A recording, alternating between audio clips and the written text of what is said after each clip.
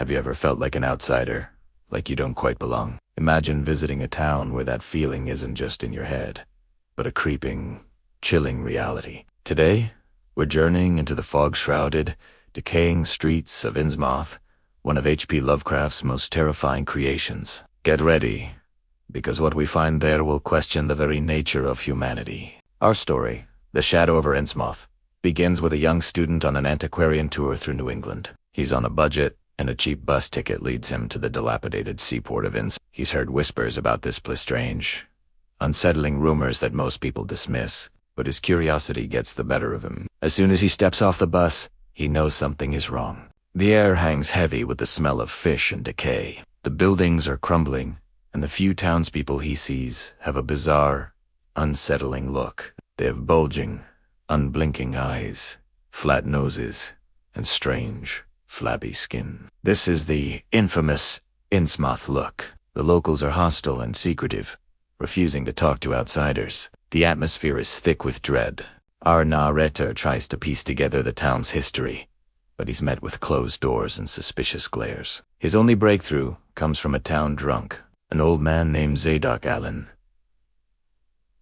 Fueled by cheap liquor, Zadok tells a wild, horrifying tale. He speaks of a sea captain named Obed Marsh who, a century ago, made a pact with strange, fish-like creatures from the deep sea, the deep ones. They offered the town endless fish and gold in exchange for sacrifices.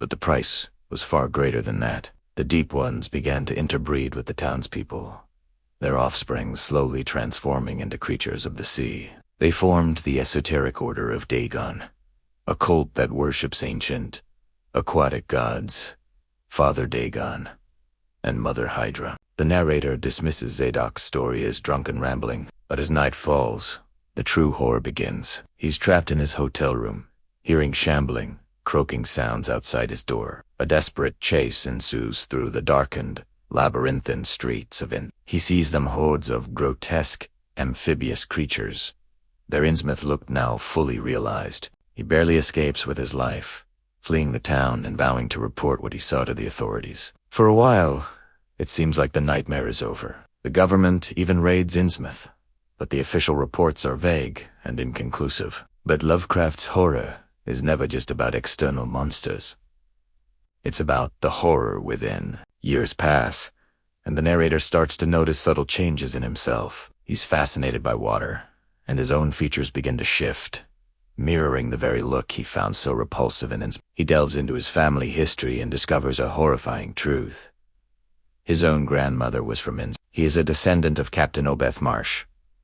The blood of the deep ones runs through his veins. The story ends with him not in terror, but in a state of acceptance, even anticipation. He dreams of the magnificent, cyclopean city of Yanthle. At the bottom of the ocean, he plans to break his cousin out of an asylum, a cousin who is also transforming, and together they will return to the sea, to their true home among the deep ones. The Shadow Over Innsmouth is a masterclass in cosmic horror.